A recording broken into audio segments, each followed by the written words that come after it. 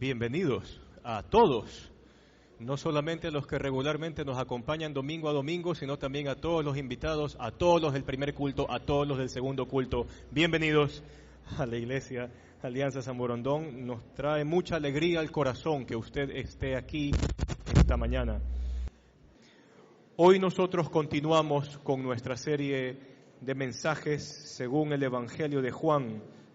Y hoy tenemos la noble tarea de llegar al final del capítulo 7. Hoy tenemos todo un capítulo que revisar, que vamos a prestar atención, vamos a orar un ratito mientras nuestros hermanos anfitriones tratan de ubicar a quien falta, pero le ruego por favor su más sincera atención. Vamos a orar, cierre sus ojos allí donde está y que el Señor nos ayude en esta mañana. Te damos gracias, Señor, porque estás con nosotros, porque nos has permitido llegar a este domingo, un domingo especial y diferente, un domingo donde nos alegramos de hasta dónde nos has permitido llegar como iglesia, y también un domingo donde nos proyectamos hacia lo que tú quieres hacer de nosotros como iglesia y en nuestra comunidad. Te pedimos, Señor, que nos des la sabiduría y el entendimiento en este momento para acercarnos a tu palabra, que podamos leer el Evangelio y que sea tu propia palabra hablando a nuestro corazón. Gracias por permitirnos estar aquí todos juntos, reunidos, en tu nombre. En tu nombre oramos, en el nombre de Jesús. Amén. Amén. Cuando nosotros llegamos al capítulo 7 de Juan, nosotros tenemos que recordar ciertos elementos propios del Evangelio. Y uno de estos elementos es que Juan es escrito de una forma tardía. No vaya a pensar de que Jesús murió, resucitó y al siguiente día Mateo, Marcos, Lucas y Juan se pusieron a escribir los evangelios. Los primeros documentos en ser escritos fueron las cartas del apóstol Pablo. Entre los evangelios, el evangelio de Juan fue el más tarde en escribirse. Allá probablemente entre el año 80-85 después de Cristo se recoge este evangelio, se edita, se escribe el evangelio. ¿Y por qué es necesario mencionar esto?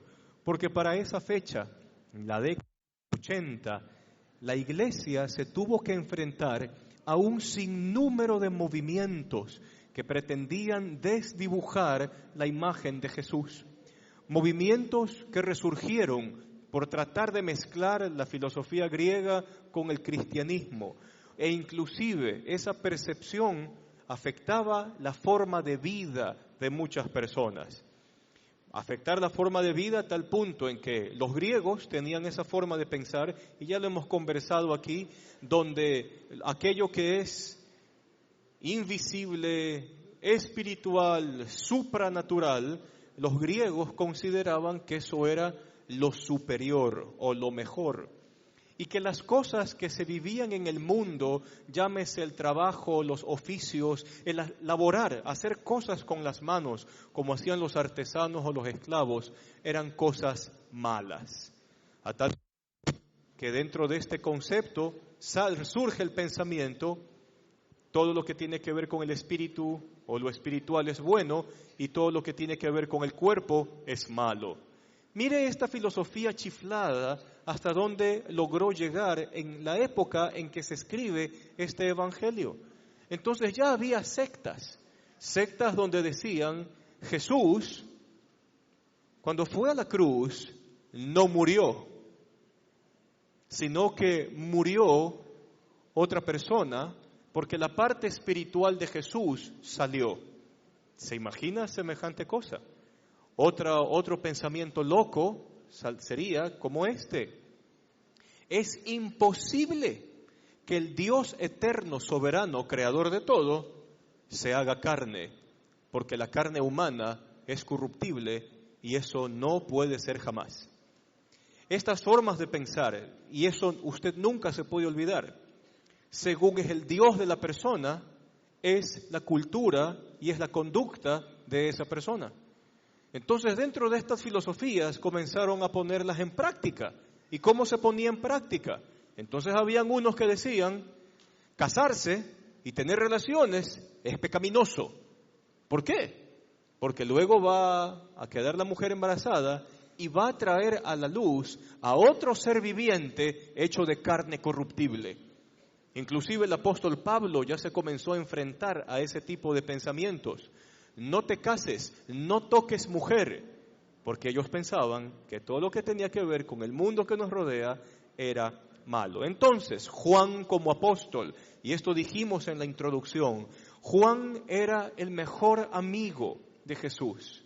Y al escuchar semejantes barbaridades que están desdibujando la imagen del Jesús que él conoció y que conoce inclusive, Juan es inspirado por el Espíritu de Dios a escribir su evangelio. Y el capítulo 7, más que nada, trata este tema de quién es Jesús realmente.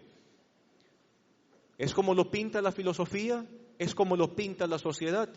Y vamos a recorrer este capítulo y nos vamos a dar cuenta de que existen un sinnúmero de preguntas que se levantan aquí y son preguntas dispuestas para que usted y yo las pensemos, las reflexionemos y después de eso las contrastemos con aquello que es real. Entonces vamos a nuestro primer bloque de este capítulo 7 que va desde el verso 1 hasta el verso 13 y se los voy a leer. Dice así: algún tiempo después Jesús andaba por Galilea, no tenía ningún interés en ir a Judea porque allí los judíos buscaban la oportunidad para matarlo. Faltaba poco tiempo para la fiesta judía de los tabernáculos, así que los hermanos de Jesús le dijeron: deberías salir de aquí e ir a Judea para que tus discípulos vean las obras que realizas, porque nadie que quiera darse a conocer actúa en secreto. Ya que haces estas cosas, deja que el mundo te conozca.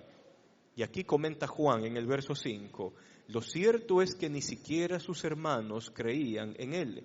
Y por eso Jesús les dijo: para ustedes cualquier tiempo es bueno, pero el tiempo mío aún no ha llegado. El mundo no tiene motivos para aborrecerlos. A mí, sin embargo, me aborrece, porque yo testifico que sus obras son malas. Suban ustedes a la fiesta. Yo no voy todavía a esta fiesta porque mi tiempo aún no ha llegado. Y dicho esto, se quedó en Galilea. Sin embargo, después de que sus hermanos se fueron a la fiesta, fue también él.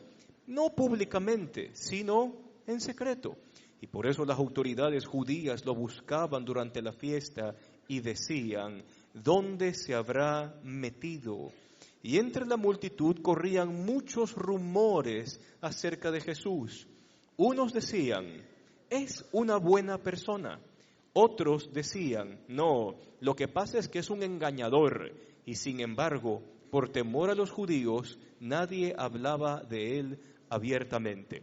Y vamos a esta primera parte de aquí. Jesús ya ha venido realizando milagros. Por lo menos en lo que el Evangelio de Juan nos deja ver, ya se ha dado la transformación de agua en vino, ya ha tenido acercamientos increíbles con una mujer samaritana, con un maestro de la ley. Hay muchos milagros de Jesús que ya están puestos sobre la mesa. Y lo interesante es que aquí Jesús se muestra como alguien interesado por el hoy y también por el día de mañana. Ahora, ¿hacia dónde lo están llevando los hermanos de Jesús que no creen en Él? Jesús, tú necesitas hacer algo ahorita, hazlo en este momento. Vaya a Jerusalén, haga sus milagritos allá, que la gente le conozca, que la gente sepa quién eres tú, llama la atención. Ahora espérese un rato.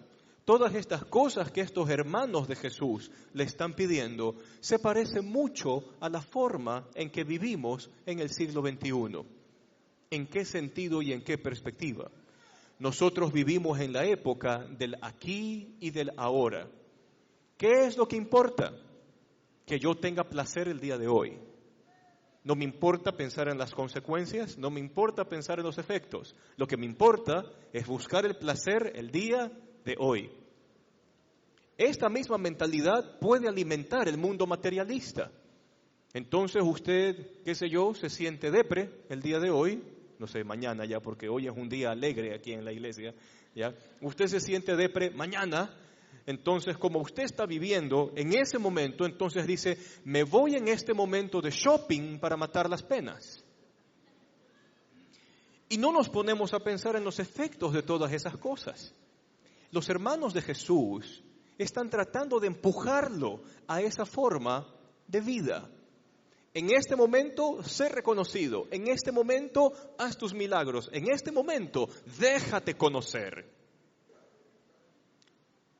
Y Jesús se presenta como alguien en que tiene muy presente su misión de vida.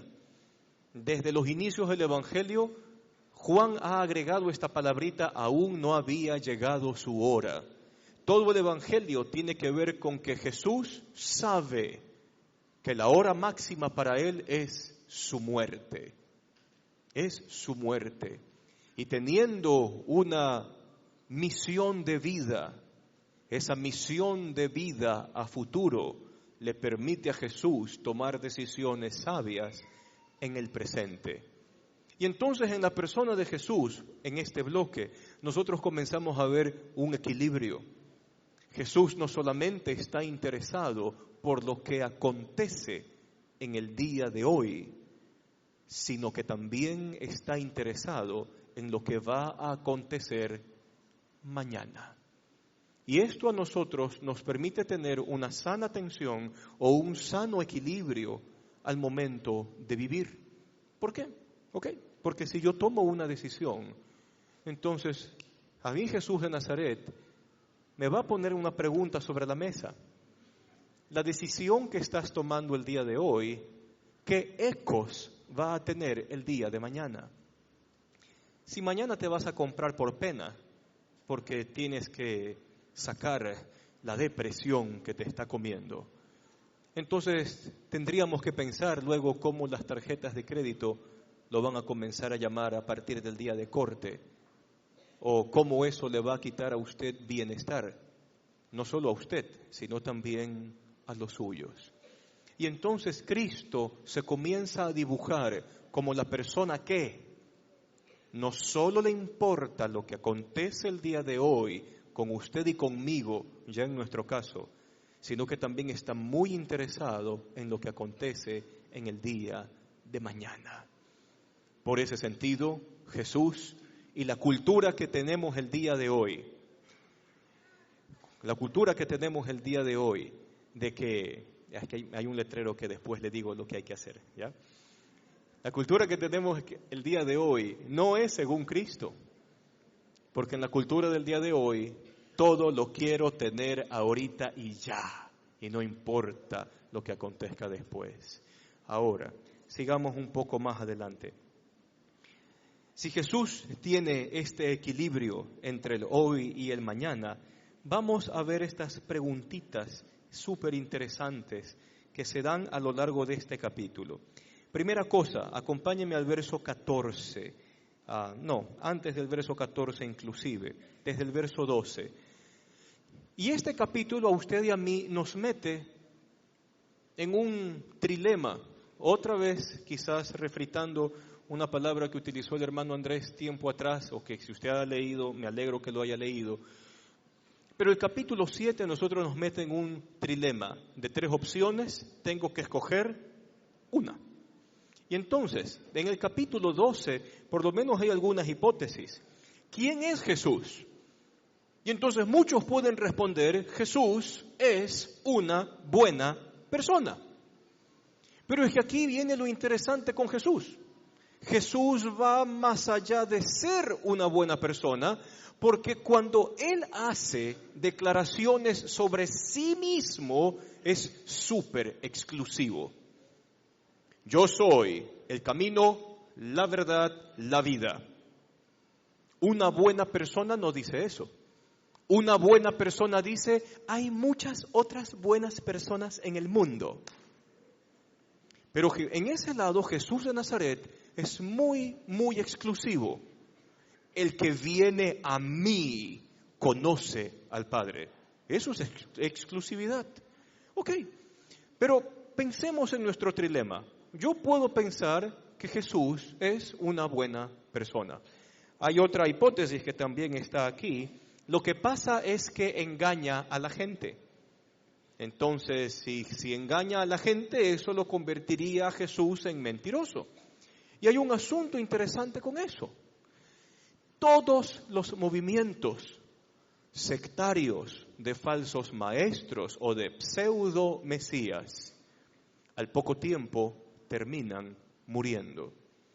Y no es raro pensar, porque hasta un mismo rabino judío de aquel entonces, llamado Gamaliel, había dicho una frase como esta: si es de Dios, entonces lo que inició Jesús de Nazaret permanecerá.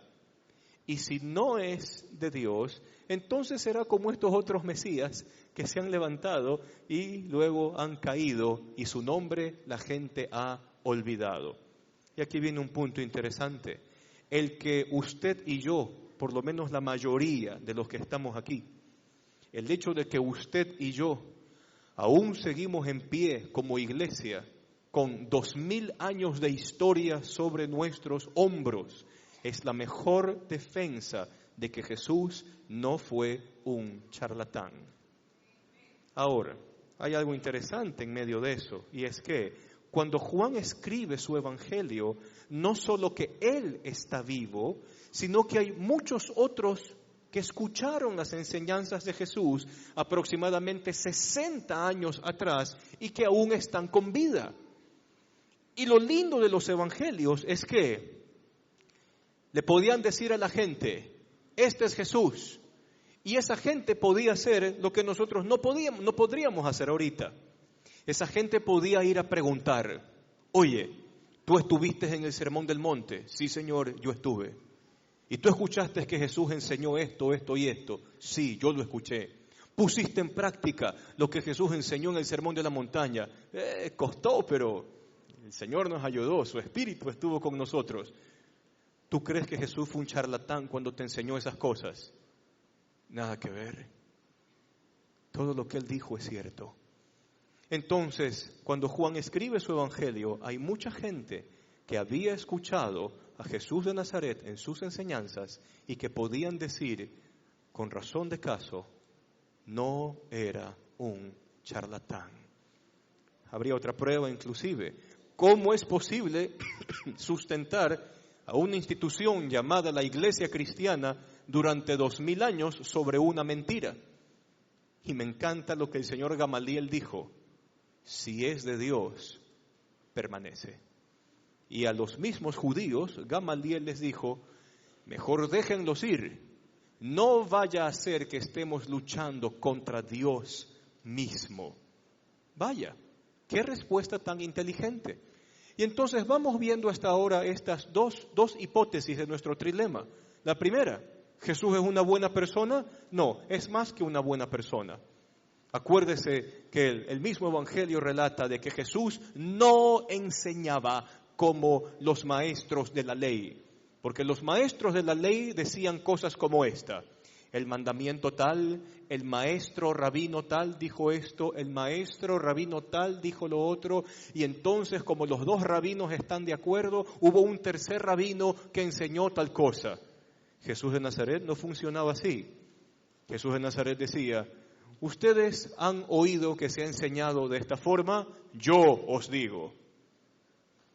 Entonces hay un asunto exclusivo allí. Entonces, si no es una buena persona, es más que una buena persona, si no es un charlatán, y el hecho de que exista una iglesia 2000 años después es prueba de ello, si no es un charlatán, entonces me queda una sola opción, que lo que él dijo es cierto. ¿Y cuáles son las cosas que Jesús reclama para sí? Y entonces vamos a continuar leyendo el resto de este capítulo. Vamos un poco más adelante. Verso 25. Verso 25. Algunos de los que vivían en Jerusalén comenzaron a preguntar, comentaban, ¿no es este al que quieren matar? Ahí está hablando abiertamente, nadie le dice nada. ¿Será que las autoridades se han convencido de que es el Cristo? Y entonces el mismo capítulo comienza a hablar de nuestra tercera opción. Y aquí viene algo interesante. Si usted quiere creer en Jesús solo como una buena persona, usted no está creyendo en Cristo. Usted no está creyendo en Jesús. Si usted asume que Jesús es un maestro de bondad, al igual que cualquier otro, usted en Jesús no está creyendo. Porque este capítulo nos presenta que la última hipótesis con la que estamos trabajando es que Jesús dice de sí mismo que es Dios y que da prueba de ello. Las esperanzas de Israel apuntaban hacia un Mesías, que era prototipo de la intervención divina en la historia. Así que no puedo creer en un Jesús a medias. Un Jesús a medias sería un falso Jesús. Un Jesús buena persona o maestro de bondad no es Jesús de Nazaret. Porque Jesús tiene un reclamo para sí mismo. Yo soy el Cristo. O en términos de Juan, mi Padre y yo somos uno. Somos la misma cosa. Y entonces, si usted quiere creer en Jesús de verdad, usted tiene que aceptarle como Dios y Salvador que es. No solamente podrá aceptarle con sus principios, si usted quisiera vivir con los principios de Jesús y dejar a un lado que Él sea el Señor, el Cristo, el Mesías, el Salvador de la vida suya, usted y yo no estamos haciendo absolutamente nada. Y cuando pensamos en estas categorías de ser Señor y Dios, implicaría constantemente y todos los días que Él tiene el control de su vida en el día de hoy y que Él tiene el control de su vida en el mañana, porque a Jesús le importan las dos cosas. Pero continuemos con la lectura. ¿Acaso este es el Cristo? Queda la pregunta allí. Vamos a ir un poquito más adelante porque tenemos que correr el día de hoy. Vamos al verso 40, desde el verso 37 mejor para darle un poco de contexto. En el último día de la fiesta, acuérdese que Jesús se había metido a la fiesta de forma escondida. En el último día de la fiesta, el más solemne de la fiesta, Jesús se puso de pie y exclama: si alguno tiene sed, que venga a mí y beba.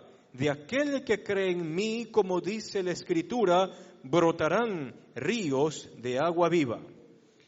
Ahora Juan agrega un comentario interesante en el verso 39 y dice: con esto se refería al Espíritu que habrían de recibir más tarde.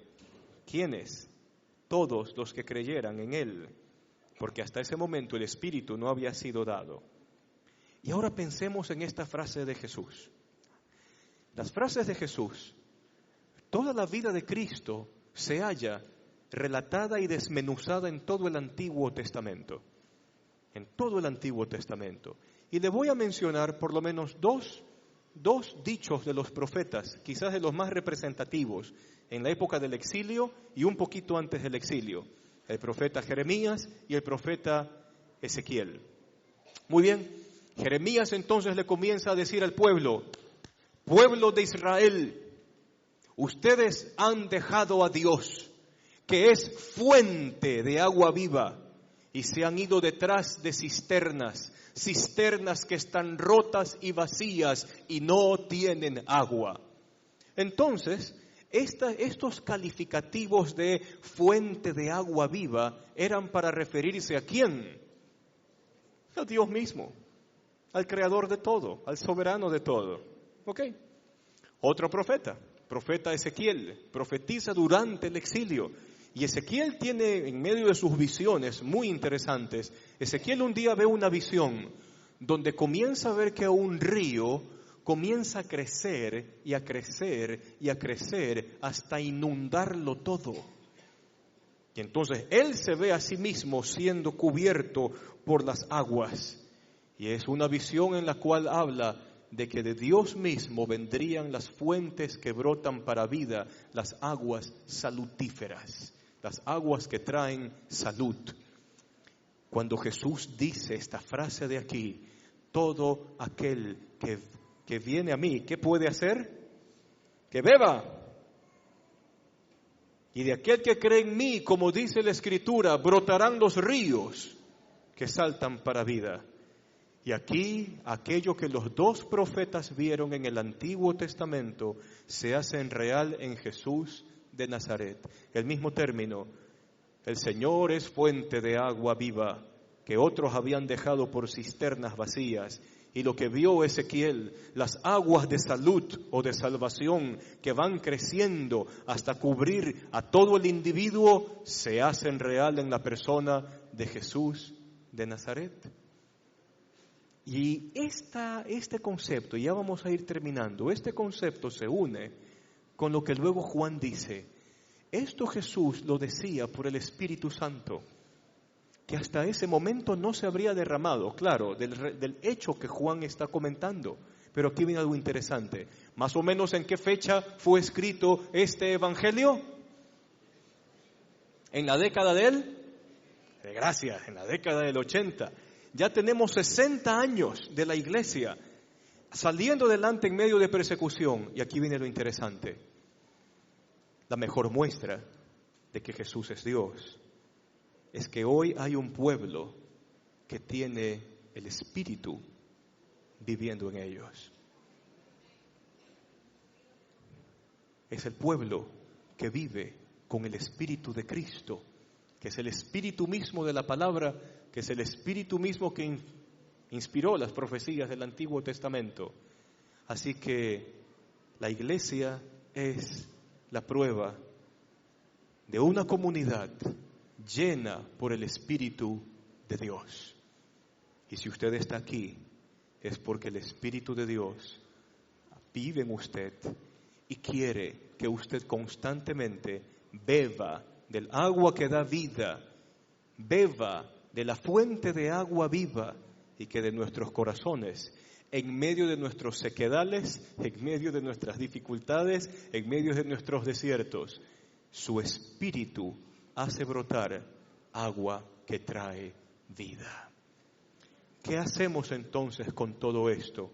Bueno, la pertinencia de que Cristo es real y que la realidad de Cristo se vive en medio de la iglesia, de que la iglesia es el pueblo que tiene el Espíritu de Dios y que la iglesia es la gran estrategia de Dios para la humanidad. Es la iglesia la que da testimonio de Cristo. Es la iglesia la que dice, tengo debilidades, tengo problemas con esto, pero el Espíritu de Dios me ayuda. Y seguimos adelante y seguimos caminando. ¿Quién es Jesús? Usted ya tiene las tres hipótesis. Es más allá de una buena persona. Es más allá de un maestro de bondad. Me queda la última y es la que mejor yo puedo acoger.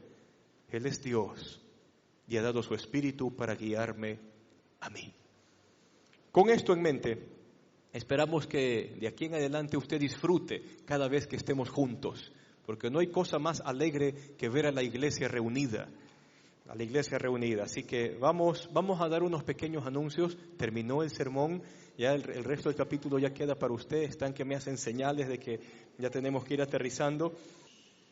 Vamos a orar un rato para terminar este día. Señor, te damos gracias. Gracias por tus escrituras. Gracias, Señor, porque tú nos permites razonar en quién eres tú y usar nuestros pensamientos, y nos ayudamos con la historia y con el texto bíblico mismo para darnos cuenta que tú eres más allá de un buen maestro, eres más allá de una buena persona, y que solo nos quede escuchar lo que tú dices de ti mismo. Tú eres Señor, eres el Cristo, eres Dios. Permítenos no solo hoy, sino siempre, poner nuestra confianza en esa realidad tuya, donde tú te preocupas por nuestro presente, pero también nos haces poner nuestra mirada en el futuro, donde tú vienes, te haces real y regeneras todo nuevamente en el día de tu venida. Gracias por este tiempo junto a ti. Bendícenos, Señor, que disfrutemos este día. Gracias por el lindo clima que nos has dado y oramos que se mantenga así hasta que nos retiremos todos de este lugar. Te damos gracias por todo en el nombre de Jesús. Amén. Amén. Disfrutemos el día, hermanos. Dios les bendiga.